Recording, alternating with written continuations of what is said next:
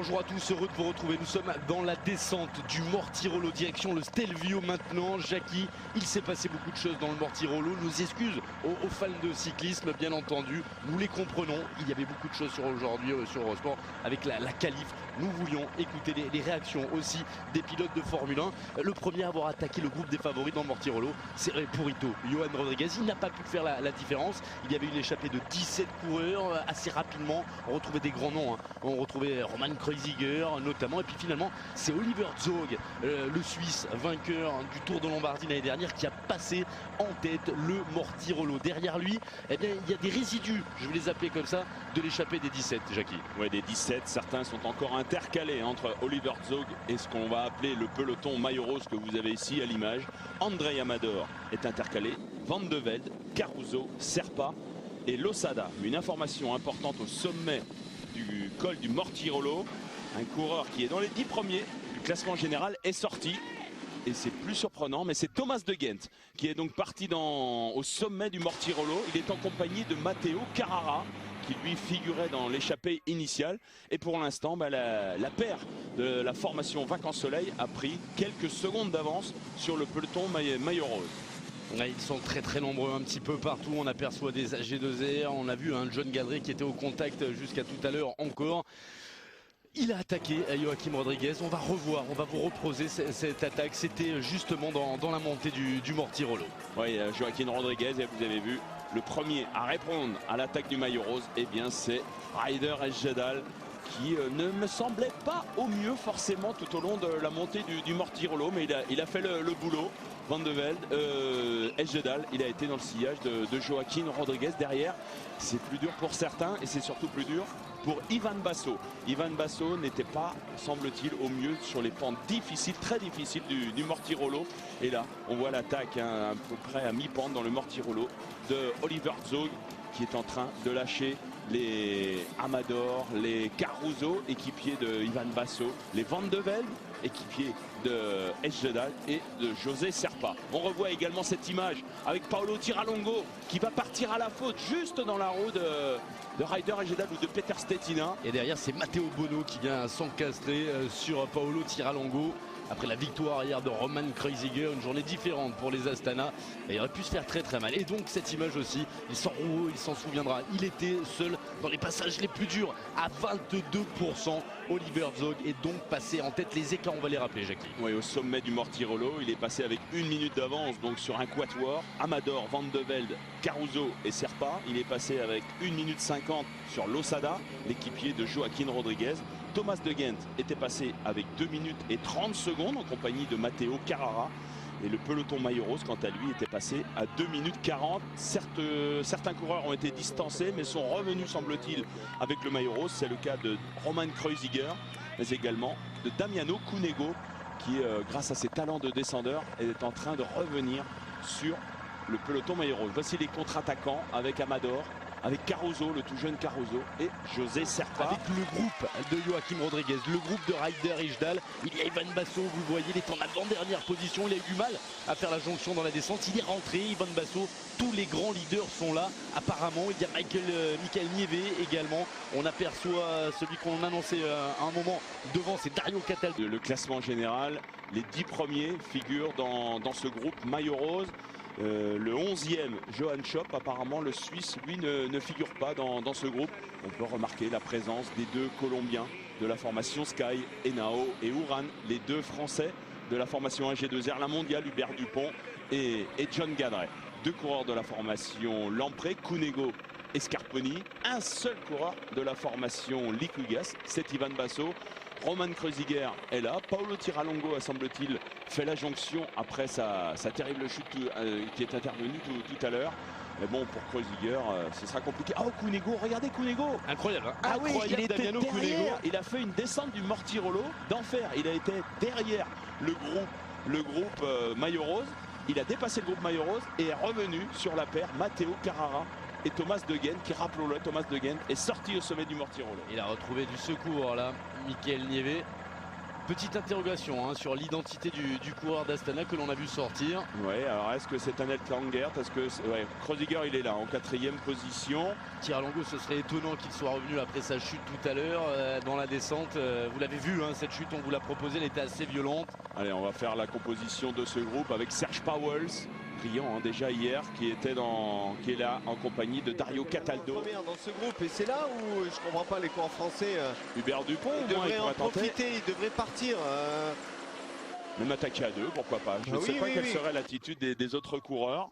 Mais parce que quel gain à l'arrivée pour John Gadret. Qui c'est qui va rouler derrière Gadret? Ils vont pas lui courir derrière. Par contre. Donc voilà, les écarts pour l'instant. Amador, Serpa, Van de Velde à 2 minutes.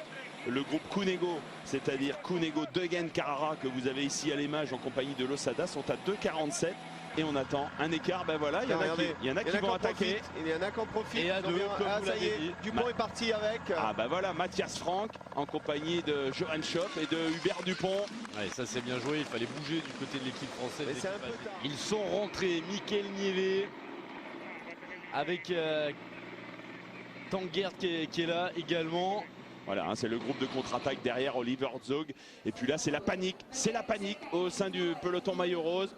Les Scarponi, les Basso ne roulent pas. Et Ryder Hegedal est un peu seul. Et il est obligé maintenant de rouler. Il est obligé de rouler derrière Thomas De Gendt. Et les autres lui disent, tu veux gagner le Giro, vas-y, on n'est pas encore dans le Stelvio. Reprends-le, autrement, mais tu peux perdre le Giro que tout le monde te promet demain. Il va certainement retrouver Van de Velde, mais pour l'instant, Van de Velde, il n'est toujours pas aux côtés de son leader, le Canadien. Et les écarts, regardez, c'est énorme. Il y a 3 minutes et 40 secondes. Christian Van de Velde. Oui, mais qu'est-ce qu'il fait Van de Velde? Pourquoi il s'arrête? Mais il aurait dû carrément s'arrêter sur le bord de la route plutôt que de rouler tranquillement pendant ce temps. Son leader, Ryder Hegedal, perd des minutes et des minutes. On a vu beaucoup depuis le départ de ce Giro l'équipe Liquigas rouler en tête de peloton, mais là, elle ne roule plus. La raison est simple, parce que Ivan Basso sur les pentes du Mortirolo n'était pas au mieux. Il a été distancé après l'attaque de Thomas De Gendt, parce que Thomas De Gendt, il est là devant. Mais à la pédale, il a mis en difficulté tous les autres coureurs.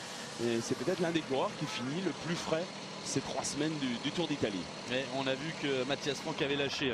Johan Schopp est tout seul maintenant dans le groupe des contre-attaquants. L'un des groupes de contre-attaquants, il y en a beaucoup aujourd'hui sur la route de cette 20e étape du Giro. Un groupe où figure Hubert Dupont, le français. Derrière Zog, il reste ces garçons avec Amador, avec De Gendt, avec Tangert, coéquipier de Roman Kreuziger. Damiano Cunego est là, Isaac Guiré et Michael en train de rentrer sur Oliver Zog. C'est-à-dire que l'écart qu'on avait n'était pas exact. On va avoir maintenant un pointage plus intéressant. Il va avoir 4 minutes à peu près, donc désormais avec à mon avis, le vainqueur de l'étape est dans ce groupe. Et on rappelle que derrière, il y a un autre groupe qui est en train d'essayer de rentrer. Ça sera plus dur pour eux. Ils sont beaucoup plus loin. Oui, on attend les écarts du groupe Pauwels, où figure donc Pauwels, Cataldo, Schopp, mais également Hubert Dupont. On s'est relevé, ils avaient 40 secondes, ils ont compris qu'ils étaient partis à contre-temps. Avec Dupont, avec Cataldo, Pauwels, Matteo Carrara et Johan Schopp.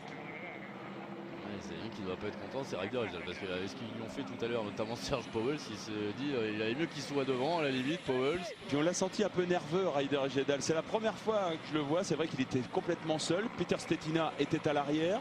Van de Velde était quant à lui dans le groupe de tête.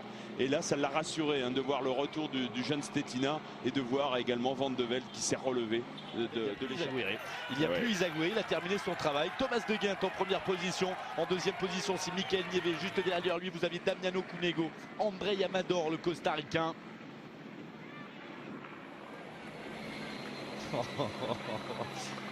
Je sais pas si je la lis, ça là. Il y a Audric Jana qui lui dit pas étonnant qu'il ait la neige là-haut. Dupont a attaqué. Non, c'est pas très gentil. Hubert Dupont, c'est vrai qu'il a jamais été trop attaquant, mais sur le dernier tour du 31, par exemple, on a vu un changement un petit peu de mentalité, on va dire. Bien sûr, et on l'a dit, à l'internaute, il dit Hubert Dupont a des consignes avec Tangert qui est en train de lâcher maintenant. Juste Hubert Dupont a des consignes, on l'a dit, il doit rester avec John Gadret. Rappelez-vous, lorsque John Gadret a eu un problème mécanique, heureusement qu'il avait eu Hubert Dupont à ses côtés. Autrement, John ne serait pas 7e aujourd'hui du classement général. Lâché encore, ils l'ont pas lâché. Thomas De Gendt se retourne et il voit Damiano Cunego revenir. Il est à sa portée. Là, c'est pas trop un problème parce que faut pas oublier que Cunego, il a fait de la patinette pendant plus de 15 km, 20 km. Il se fait lâcher comme ça. Donc c'est qu'il n'est pas bien dangereux. En tout cas, Il n'y a pas de surprise hein, avec le niveau de Damiano Cunego sur ce qu'on a vu depuis le début de ce tour. Il a tenté des choses, mais lorsque ça devient il a été à son niveau, mais il a donné, on l'a vu. Même s'il n'était pas bien, il aurait pu rester un peu en retrait comme pas mal l'ont fait. Mais lui, il a été offensif tout le temps. Vidal va prendre ses responsabilités dans peu de temps. Oui, parce que est-ce que Van de Velde est capable encore de rouler pendant de nombreux kilomètres? On en est moins sûr. Bah, c'est le but, hein. Le rouler le plus longtemps possible. Non, mais il faut rouler vite. Le problème, c'est. Bah, il roule vite, hein. 3-16. Regardez, on est en train de reprendre encore une dizaine de secondes. Damiano Cunego. Je crois qu'on le lâchait et on ne le lâche pas. Ça y est, il vient de recoller. Moi, je remettrai un petit coup d'accélérateur pour. Je crois que du côté de la formation italienne, on verrait d'un bon oeil de remporter cette grande étape de montagne. Ah bah non, c'est De Gendt qui est parti. C'est De Gendt qui vient de contrer et qui vient de déposer Michael Nieve et Damiano Cunego. Il vient de faire un énorme effort, le petit prince, pour revenir. Alors là, il va faire un contre-la-montre. Hein. Et Cunego l'a attaqué et maintenant, lui, il s'est dit, il lui reste 10 km, 12 km et il va faire son contre-la-montre avant l'heure. Et ils vont prendre un peu de fraîcheur là dans le tunnel. Ils vont retrouver de la fraîcheur au-delà des 2700 mètres tout à l'heure. La route est encore longue, hein, des 10 km. Ouais, on fera le point à 4 km de l'arrivée. Et regardez l'écart qui gonfle encore, hein, 4-10 déjà. J'ai l'impression que c'est plus compliqué maintenant pour Christian Van de Velde. Mais qui va y aller? Qui va y aller? Christian Van de Velde, lui, il rajuste ses épaules. Damiano Caruso toujours là, juste devant Ivan Basso. Et ça discute dans les oreillettes, ça discute dans les micros. 4 minutes 25, 4 minutes 25 d'avance pour Thomas De Gendt. Oh, c'est bon le vélo quand c'est comme ça, messieurs. De Gendt, il avait levé les yeux, il s'est dit bon, ça y est. Ouais, De Gendt là-haut. Il n'a pas le palmarès, hein, mais aujourd'hui, ce qu'il est en train de nous faire, Thomas De Gendt, il est en train de marcher tout simplement sur les traces d'un certain. Il sait tout faire. Il sait tout faire. Ah bah oui, hein, puis vous parliez de la dernière étape de Paris-Nice. Là, c'était une étape de moyenne montagne en montant l'école dans l'arrière-pays niçois. Il avait réalisé un authentique exploit ce jour-là. Allez, André Amador à son tour.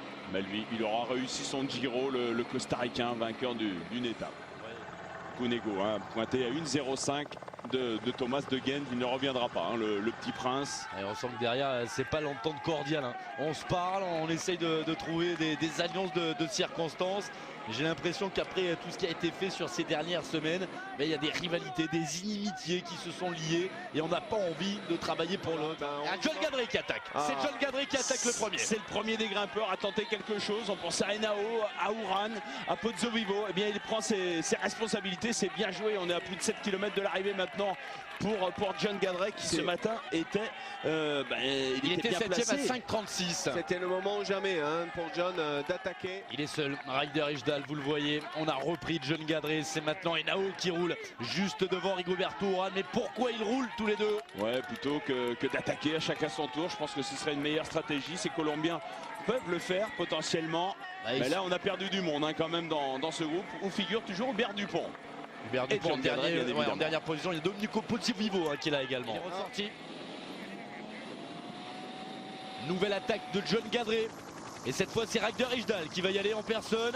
Ça va faire bouger Basso, ça va faire bouger les autres. Pour l'instant, il ne bouge pas, il recule. Ivan Basso est là, Scarponi derrière lui. Joachim Rodriguez qui monte en cadence.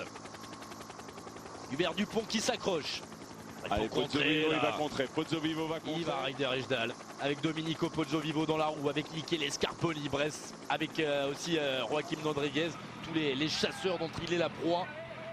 Il va servir de lièvre maintenant, Ryder Ijdahl, car il est sous la menace de cet homme qui lui n'a plus de questions à se poser. Il doit aller au bout de sa douleur. Il n'arrive pas à creuser. Non, parce que Ryder Ijdahl, voilà, hein, il a pris ses responsabilités. Maintenant, on se rapproche du sommet. Ils sont à plus de 5 km du sommet. Il se dit maintenant, j'ai l'impression que ni Ivan Basso, ni Michele Scarponi ne vont réussir à me distancer, ni même peut-être Joaquin Rodriguez. Donc voilà, j'ai vraiment l'impression de voir l'image de Cadel Evans l'an passé sur les pentes du Galibier. Ce jour-là, c'était pas Thomas De Gendt qui était parti de très très loin, mais c'était Andy Schleck qui avait réalisé un numéro impressionnant sur les pentes du Galibier, et Evans avait roulé toute la montée du Lautaret dans un temps qu'ils ont tout perdu. Les Scarponi, les Rodriguez et les Basso, à partir du moment où Ryder Hegjedal non seulement est resté au contact de ses coureurs cités, mais en plus les a distancés.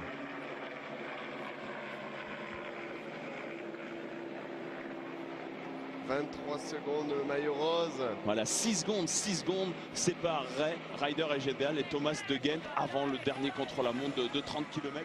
Une accélération. Il a les bonnes jambes quand même, Ryder Hegjedal, par rapport aux autres. Il y a une cassure, il ne peut plus y aller. Ivan Basso, John Gadret coincé. Rigoberto Urán est là. Basso fait encore l'effort. Henao juste devant lui. Rodriguez, Scarponi, Domenico Pozzovivo et bien entendu Ryder Hegjedal qui fait tout. Ryder Hegjedal. Là, je vais vous dire, Joachim Rodriguez, il essaye de trouver un truc, une idée comme ça, à laquelle se raccrocher pour oublier la douleur. Il est bleu, Joachim Rodriguez, mais attention à lui. Toujours là. Ouais, attention à lui. Il a essayé tout à l'heure dans Mortirolo. On le rappelle, il a 17 secondes de retard, d'avance sur Ryder Hegjedal. Ça ne suffit pas pour demain. En tout cas, pour le moment, il est en train, grâce aux efforts de Ryder Hegjedal, de garder sa tunique rose. Moins de 5 minutes. Bientôt dans le dernier kilomètre. Dans tous les cas, on peut l'annoncer maintenant, le contre-la-montre sera très important pour le classement général, pour la victoire, pour le podium. Tout peut encore se passer demain. Et tout ça grâce à Thomas De Gendt. Regardez Thomas De Gendt. À retrouver des supporters belges. Elle est saisissante, cette image de Thomas De Gendt. John Gadret qui fait une belle ascension également. Il bien Thomas De Gendt, il n'est pas... Ah, ça y est. Scarponi qui vient d'attaquer. Michele Scarponi qui attaque Ryder Hegjedal. Joachim Rodriguez ne bronche pas. Il est dans la roue du Canadien. Il n'a pas à bouger de toute façon Ryder Hegjedal, parce que c'est pas un danger. Michele Scarponi, il était ce matin à plus d'1 minute 20 du Canadien. Donc Ryder Hegjedal se méfie encore plus peut-être du porteur du maillot rose, mais Joaquim Rodriguez semble dans l'incapacité d'attaquer. S'il avait eu les moyens, il aurait été dans la roue de Scarponi, mais il ne l'a pas fait. Thomas De Gendt à la flamme rouge, c'est fait. 1 kilomètre pour le Belge pour inscrire son nom là-haut, tout en haut du mythe du Giro, en haut du Stelvio. Le dernier kilomètre pour le Belge. Michele Scarponi qui est parti, qui vient de lâcher Ryder Hegjedal et vient de lâcher Joachim Rodriguez. C'est fini pour Ivan Basso. Ivan Basso, il a lâché à la pédale après l'accélération de Ryder Hegjedal. Le voici, le Canadien, avec l'Espagnol de rose vêtu. Ouais, quel panache aussi de Scarponi qui se sera battu jusqu'au bout. Encore hier, il avait attaqué à 2 ou 3 reprises. Là, certes, il ne le fait pas à très loin de l'arrivée, mais je pense qu'il n'avait pas les moyens physiques non plus d'attaquer à 6 ou 7 bornes de l'arrivée. Comment il pioche? Presque 7 heures de vélo. Presque 7 heures. Imaginez-vous ceux qui sont derrière. Mais il y a une image qui est quand même saisissante. C'est comment a sauté Domenico Pozzovivo tout à l'heure. Il s'est arrêté net, Domenico Pozzovivo, alors qu'il avait été le seul à pouvoir attaquer le train de la Liquigas, aller chercher une étape comme ça dans ce Giro, alors que la Liquigas était partie à grande vitesse. Étonnant de le voir s'arrêter comme ça, c'est vous dire si cette étape laissera des traces pour demain bien sûr, mais elle laissera aussi des traces dans toutes les têtes des supporters de vélo. Thomas De Gendt, c'est une haie d'honneur maintenant qui est en train de se former pour lui. Un grand numéro. Ivan Basso se bat pour essayer de revenir devant, mais c'est compliqué pour lui. Il est à son rythme maintenant. Ryder Hegjedal n'est pas loin et Thomas De Gendt qui commence seulement à montrer les premiers signes de fatigue. Il faut qu'il aille jusqu'au bout, jusqu'à la ligne. Il faudra qu'il savoure après la ligne d'arrivée. Mais là, non seulement il est en train de gagner la mythique étape du Stelvio, mais il est peut-être en train, pourquoi pas, d'aller chercher le maillot rose. Ce ne sera pas à l'issue de cette étape, mais peut-être demain à l'issue du contre-la-montre. Allez, il doit absolument finir au maximum jusqu'à la ligne d'arrivée. Tu lèveras les mains après la ligne. Et ça, je pense que Thomas De Gendt devra le faire. Allez, un beau final quand même de Ivan Basso qui reprend John Gadret, qui il sait à ce moment qu'il a perdu le Tour d'Italie, mais il veut encore monter sur le podium final. Allez, 400 mètres. Ouais, 450. Et là, les 50, je vous assure, ils comptent. Vous le savez sûrement mieux que moi d'ailleurs. Et ils comptent encore ces 50 mètres. Ivan Basso lâché avec John Gadret. John Gadret qui malheureusement va pas faire la bonne opération du jour, hein, puisque Thomas De Gendt va le devancer au classement général. Oh, quelle page du cyclisme il est en train d'écrire à 25 ans. Thomas De Gendt. Allez jusqu'au bout, mais c'est vrai que c'est dur de lui en demander encore. Lui qui est parti au sommet du Mortirolo, à 2 km du sommet. Il a porté son accélération, aidé pendant de nombreux kilomètres dans la vallée par son équipier Matteo Carrara. Mais quelle montée du Stelvio, il n'a rien perdu pratiquement sur ses compagnons d'échappée. Dans 250 mètres, un petit peu plus, on va pouvoir décrocher et déclencher surtout les chronomètres pour voir les écarts. Normalement, il y en a un sur la ligne, ne vous inquiétez pas, Jackie. Allez jusqu'au bout, Thomas. Allez. Jusqu'au bout maintenant, jusqu'au bout. On t'en demande beaucoup, je sais. En tout cas, il nous aura fait vibrer. Et le natif de Saint-Nicolas, on le disait, là où tout partait pour le Tour des Flandres il y a quelques années, et bien lui aussi, comme le Tour des Flandres, est en train de devenir un mythe. Après Graziano Battistini, c'était en 1965. Après José Manuel Fuente, c'était en 1972. Après 1975 et la victoire de Francisco Galdos, Thomas De Gendt va signer la plus belle de ses victoires en haut du Stelvio et devenir le 4e homme à dompter ce Stelvio. La victoire aujourd'hui au sprint, elle est pour Thomas De Gendt qui vient de nous faire vivre un énorme moment. Bravo Thomas De Gendt. Il y va jusqu'au bout. Chapeau pour arriver juste derrière Thomas De Gendt, et c'est tout l'amour des tifosi qu'il va recevoir maintenant à 15 mètres de la ligne. En tout cas, il a fini un peu plus fort. Il fait une cinquantaine de secondes. Ouais, lui qui avait été distancé dans le Mortirolo, qui a fait une grosse descente et qui est revenu sur le groupe De Gendt, mais il est tombé sur plus fort que lui qui aujourd'hui. prend la 3e place. Il ne remportera pas son étape sur le Giro comme il l'avait fait l'année passée. Il n'y aura qu'une victoire finalement pour cette équipe Euskaltel, c'est la très belle victoire de Yon Izagirre. John Gadret. Je ne sais plus trop où il est, hein, John Gadret. Il a été lâché. Ouais, il a été distancé hein, par Ivan Basso. Ryder Ejdal. On dirait que les écarts se sont resserrés hein, dans les 3 derniers il est kilomètres. il a attaqué, il va aller chercher quelques secondes. Est-ce que ça sera suffisant pour sécuriser ce maillot rose? Il y avait 17 secondes ce matin entre l'Espagnol de la Katusha et le Canadien de la Garmin. La Radio Tour qui s'affole puisque... Regardez, il est en train de reprendre Scarponi. C'est peut-être un peu trop tard. On va voir Jackie, 400 mètres de la ligne, on va déclencher les chronomètres. 17 secondes seulement d'avance ce matin pour Rodriguez sur Ejdal. Oh, Scarponi, il est comme les autres, hein. Il est au courage là. Ouais, mais il a tout tenté aussi Scarponi. Joaquin Rodriguez a pris le parti d'attendre simplement. Allez, le dernier kilomètre. Il avait, rappelons-le, ce matin 17 secondes. Allez, s'il en reprend une petite vingtaine, eh bien, qui est capable de dire qui va gagner le Tour d'Italie ce soir hein? Ah bah nous ça nous arrange hein. 2,49 déjà, 2 minutes 49 et on attend Joaquim Rodriguez maintenant sur la ligne. Ah, il a repris du temps hein, quand même à Thomas De Gendt dans le final. Lui qui avait déjà attaqué hein, sur les pentes du Mortirolo. Ryder Ejdal avait répondu présent. Et là, dans le sommet, n'oublions pas que le Canadien a roulé pendant pratiquement les 6 ou 7 derniers kilomètres du Stelvio. Lui, il a attendu son heure pour essayer de grappiller des secondes importantes avant le contre-la-montre de demain. Et il va bien résister parce qu'il va finir finalement à un petit peu plus de 3 minutes 20. C'est-à-dire qu'il va posséder plus de 2 minutes d'avance sur Thomas De Gendt. Ça devrait être suffisant. Par contre, il faut vite se retourner pour savoir combien derrière va terminer Ryder Ejdal. Allez, ça fait 12, 13, 14 secondes. Il regarde, bien entendu. Il y aura 31 secondes normalement d'écart demain avant le chronomètre final entre Joaquim Rodriguez, qui est en rose, qui sera en rose demain, qui sera le dernier à partir, et Ryder Ejdal. Henao. Ivan Basso, l'un des grands perdants hein, de la journée. Ivan Basso, il était 4e ce matin du classement. Il pouvait espérer un podium à Milan. Je crois que le podium, il est mort le podium. Ouais, le podium, il peut le. Au pied. Ouais. Ça évitera de passer trop de temps à prendre des photos. Henao et Rigoberto Urán, les deux Colombiens de l'équipe Sky qui l'encadre. John Gadret terminera le premier français, bien entendu. Hubert Dupont n'est pas très loin derrière le groupe où figure Ivan Basso.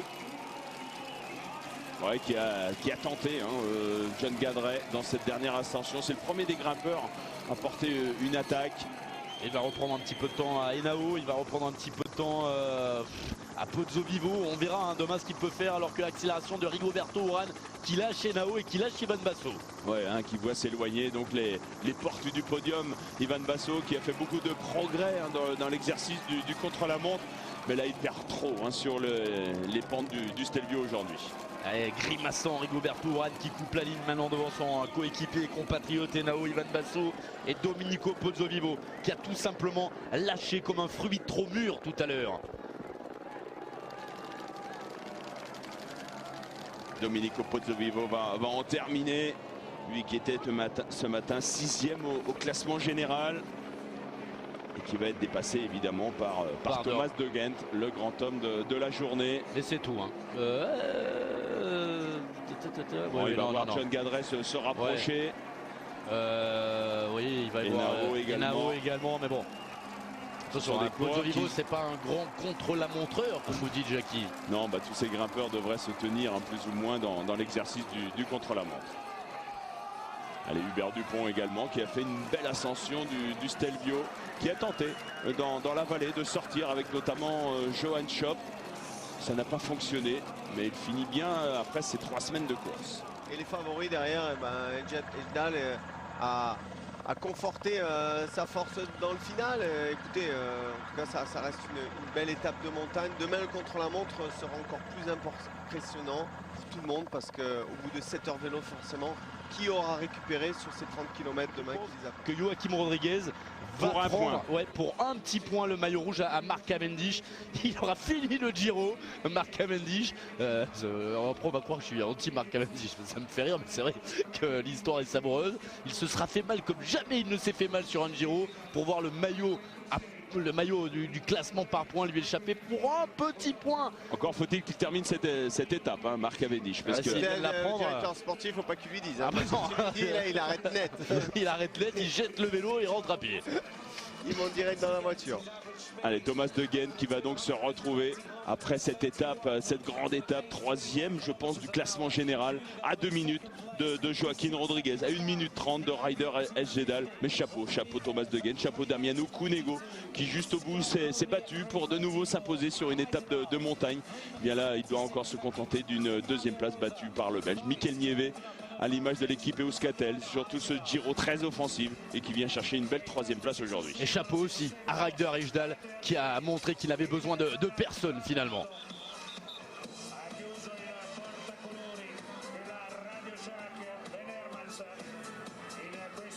Et on revoit Ryder Ejdal à la limite, à la rupture, mais peut-être vainqueur parce que 32 secondes, on va voir dans quelques temps. On va voir également l'écart par rapport à Thomas De Gendt, mais il devrait se situer aux alentours des 2 minutes 15 d'avance sur le Belge. Ça reste tout à fait jouable. Il va falloir maintenant récupérer pour ce contre-la-montre milanais. C'est ça, 31 secondes, on vous l'annonçait tout à l'heure. 31 secondes, ce sera la marge de Joachim Rodriguez qui partira le dernier derrière. Et puis Thomas De Gendt et le podium à 2,18. Regardez le podium. Scarponi, ça va être compliqué pour lui. Ouais. J'ai bien peur qu'il n'y ait pas d'Italiens, enfin bien peur pour eux, sur le podium de ce 95e Giro.